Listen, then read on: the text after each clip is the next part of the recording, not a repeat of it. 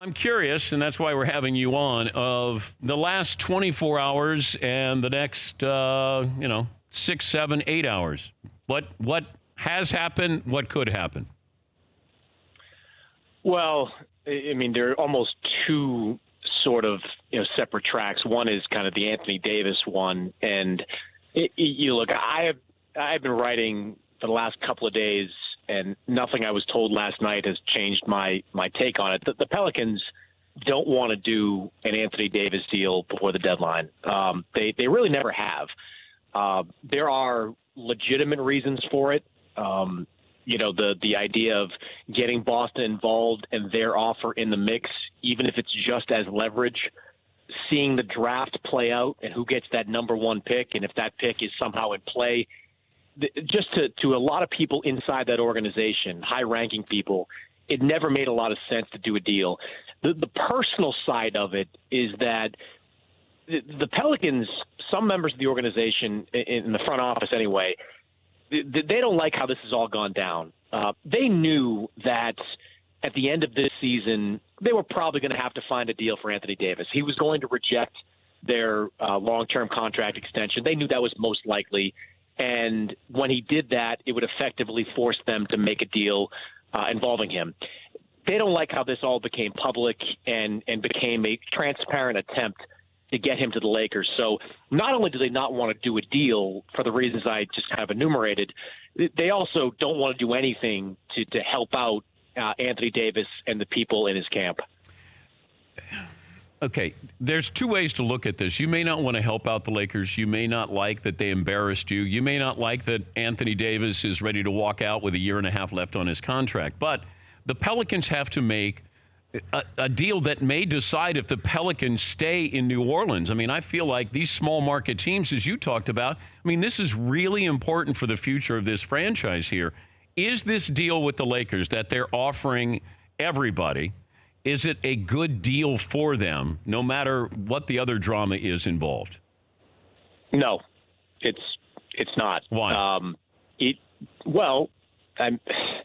For starters, if you survey the landscape and you look at the best potential player that could be involved in a deal, it's obviously Jayson Tatum.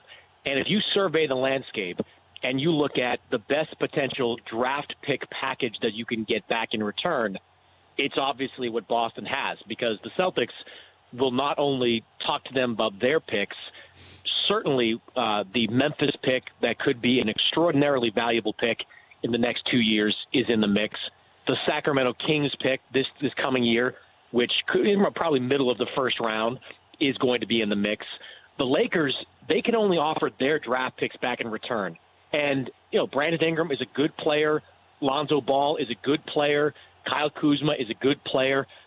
I just don't think, and nobody I've talked to across the league thinks either, Dan, that any of those players rises to the level of Jayson Tatum. So if that Boston deal headlined by Jayson Tatum is a possibility, why wouldn't you wait a few months, deal with a few months of discomfort of maybe having Anthony Davis sit out to get that deal on the table? Yeah, I'm with you on that. That's why I said I would not acquiesce to the Lakers and their desperation to make this happen by the end of today. I would wait. You got time on your hands. You got Davis still under contract. Just see if there's somebody else out there who's going to rise to the occasion, and maybe it's New York, maybe it's throw out another team there.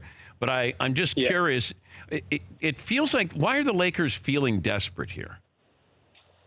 Well, they have very good reason to feel that way, because if you get into this summer, right, there isn't a free agent out there, a top-tier guy, that, to my understanding, has the Lakers ranked as their number one destination. It could change, and a lot can change in months, but, Kawhi Leonard, it certainly feels like it's Toronto and the Clippers. Yeah. Kevin Durant, we've talked about this before, but Kevin Durant, if he wins a championship this year, his mindset is going to be, I'm not going to team up with LeBron James. I'm going to compete with him for championships. I don't see him teaming up with LeBron in L.A. Jimmy Butler's going to go where the money is, and that's Philadelphia. Kemba Walker's going to go where the money is. That's either that could be somewhere else, but most likely in Charlotte. So if the Lakers go through this year they may not get anybody this next offseason. And then you have to look at the summer of 2020, and LeBron's going to be 36 years old. Yeah. So you have to start – this isn't like Miami. The clock is ticking on LeBron's productive years. So not getting Anthony Davis now may mean they may not get anybody of importance until the summer of 2020. For more Dan Patrick Show, tune to Audience Channel 239 on DirecTV or download the Dan Patrick Show app.